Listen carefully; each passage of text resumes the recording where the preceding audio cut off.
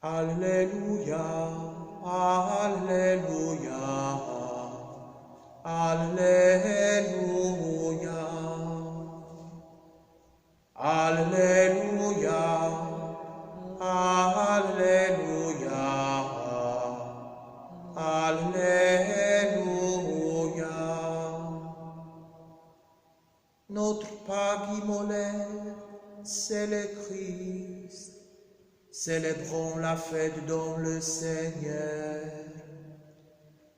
Alléluia, Alléluia, Alléluia. Le Seigneur soit avec vous. Et avec votre esprit.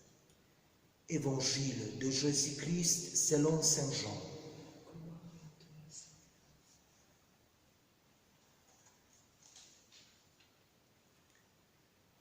Le premier jour de la semaine, Marie-Madeleine se rend au tombeau de grand matin. C'était encore les ténèbres. Elle s'aperçoit que la pierre a été enlevée du tombeau. Elle court donc trouver Simon-Pierre et l'autre disciple, celui que Jésus aimait, et elle leur dit, « On a enlevé le Seigneur de son tombeau, et nous ne savons pas où on l'a déposé. » Pierre partit donc avec l'autre disciple pour se rendre au tombeau. Ils couraient tous les deux ensemble, mais l'autre disciple courut plus vite que Pierre et arriva le premier au tombeau. En se penchant, il s'aperçoit que les linges sont posés à plat. Cependant, il n'entre pas. Simon-Pierre, qui le suivait, arrive à son tour. Il entre dans le tombeau. Il aperçoit les linges posés à plat, ainsi que le suaire qui avait entouré la tête de Jésus, non pas posé avec les linges, mais roulé à part à sa place. C'est alors qu'entra l'autre disciple, oui, qui était arrivé le premier au tombeau. Il vit et il crut. Jusque-là, en effet, les disciples n'avaient pas compris que selon l'Écriture, il fallait que Jésus ressuscite d'entre les morts. Acclamons la parole de Dieu. Louange à toi, Seigneur Jésus.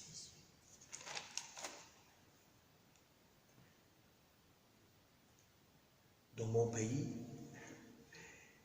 nous construisons dans les églises l'autel de l'exposition du Saint-Sacrement qui symbolise le tombeau de Jésus.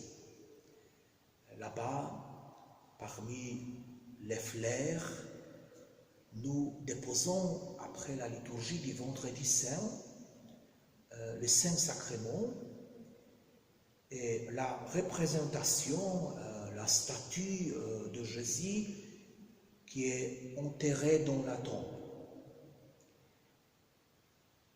L'ostensoir dans lequel nous exposons le Saint-Sacrement est couvert par un voile blanc, comme la tête de Jésus au tombeau.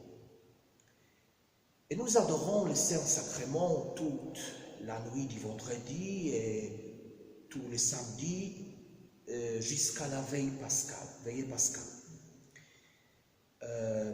Et nous célébrons la première messe du jour de Pâques à 6 heures du matin. De cette façon symbolique, nous voulons accompagner les femmes qui sont allées au tombeau de Jésus quand il faisait encore sombre, avant le lever du soleil. Et quand nous entrons dans l'église, il n'y a pas déjà de représentation de la statue de Jésus dans ces tombeaux, dans l'autel de l'exposition, et le Saint-Sacrement est découvert.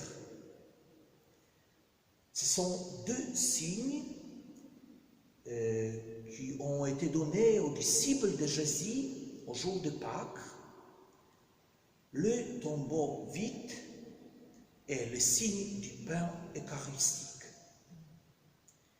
Et ces signes ont invité les disciples de Jésus à croire en la résurrection du Seigneur avant la rencontre avec lui. D'abord, nous voyons les femmes qui ont trouvé le tombeau vide, Marie-Madeleine. Après, comme nous l'avons entendu, Pierre et Jean ont couru au tombeau et ils ont vu le tombeau vide. Ils ont aperçu le linge posé à plat ainsi que le suaire qui avait entouré la tête de Jésus. Et ces signes ont été suffisants pour croire, pour eux.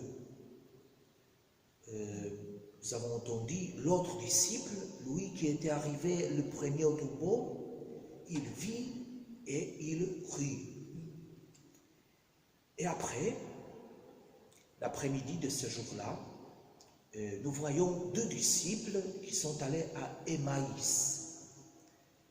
Jésus s'est adjoint à eux, mais ils ne l'ont pas reconnu. Et nous lisons, quand il fit à table avec eux, ayant pris le pain, il prononça la bénédiction, et l'ayant rompu, il le leur donna. Alors leurs yeux s'ouvrirent, et ils le reconnurent, mais il disparut à leur regard. Ce sont deux signes. Maintenant, pour croire en la résurrection de Jésus, le tombeau vide et le pain partagé, le pain eucharistique, le pain rompu. Nous avons aussi les mêmes signes, le tombeau vide, les témoignages des disciples de Jésus et l'expérience de la présence de Jésus avec nous dans sa parole, dans les signes sacramentaux, dans l'Eucharistie. Cela doit être suffisant pour faire le premier pas dans la foi. Après avoir fait ce pas, nous pouvons éprouver la rencontre personnelle avec Jésus, comme les disciples. Mais c'est le premier pas, faire confiance, croire, après la rencontre avec Jésus. Et cette rencontre nous permettra de toucher son cœur. Jésus veut parler avec nous. Après cette rencontre personnelle avec Jésus, il nous accompagnera, il nous nourrira, il restera avec nous jusqu'à la fin. Mais il faut faire les premiers pas comme les premiers disciples, faire confiance, croire en la résurrection de Jésus.